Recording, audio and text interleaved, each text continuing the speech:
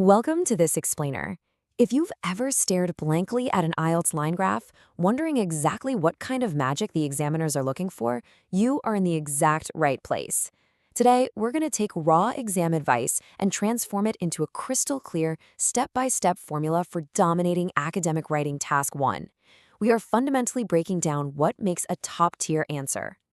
So, how exactly do you crack that elusive band 9? Well, we aren't just going to sit here throwing abstract theories at you. We're going to examine a real-world case study. Specifically, we'll be tracking household recycling rates in the UK, France, and Germany over a 10-year stretch from 2005 to 2015. By dissecting this specific data, we'll uncover a universal formula that you can apply to literally any dataset on test day. Here is our exact game plan for today. 1. The introduction. 2. The general overview. And 3. The specific details. This is the absolute unshakable 3-paragraph skeleton you must use for your essay. And hey, quick tip, never ever write a conclusion for this task. Okay, let's start right at the beginning with section 1, the introduction, paraphrasing the prompt. On your exam paper, you'll always be given a brief description of the graph, reading a lot like this quote. It tells you what's happening and the time frame. This single sentence is your raw material. Your only job in the opening paragraph is to rewrite this exact information in your own words. Just keep it punchy, no more than 2 sentences. Now, how do we transform that basic sentence into something examiner-worthy?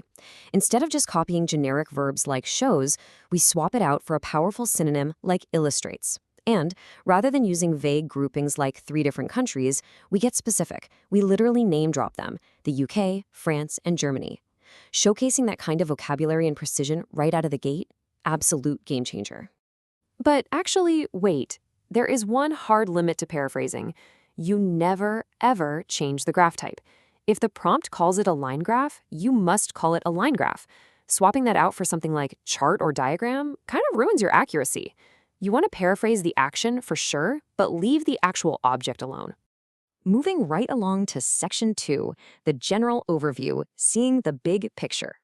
This paragraph requires a massive cognitive shift. You have to literally zoom out, ignore the granular data points for a second, and analyze the overarching themes.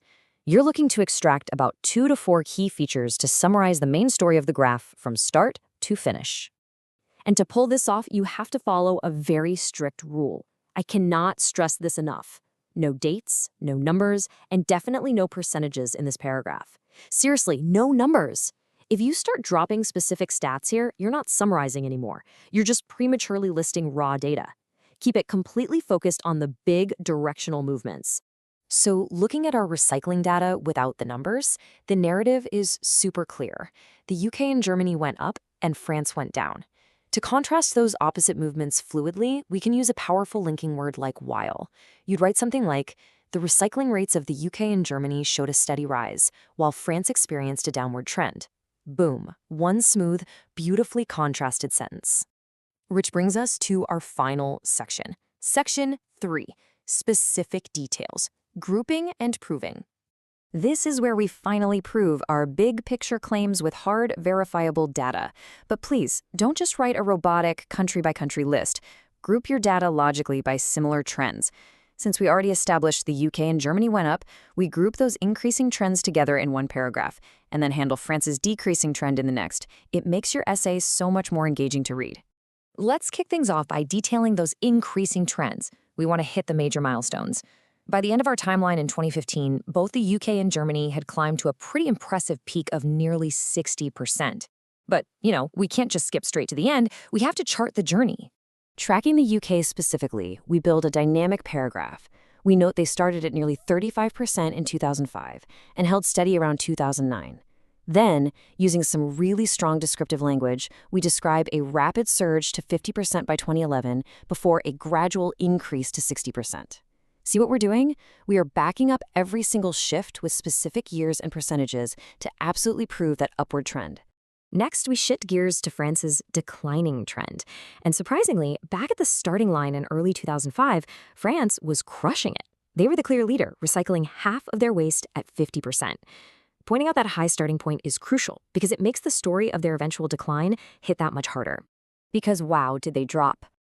By 2013, their recycling rate plummeted to rock bottom, hitting just 30%.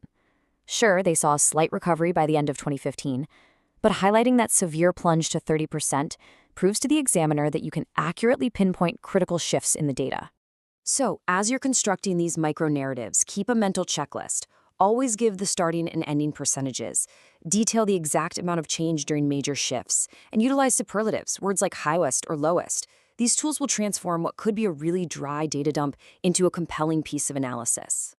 Okay, before we wrap up, never forget the ultimate grammatical glue holding this whole thing together. Pay close attention to the dates. Because our timeline was entirely between 2005 and 2015, all of this happened securely in the past.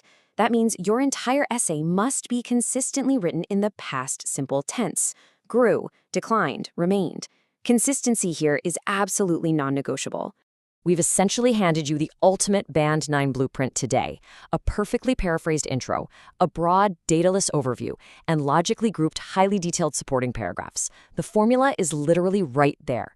So the only question left is, how quickly are you going to apply this to your next practice test and completely transform your score? Let the data tell its story and you're gonna crush it.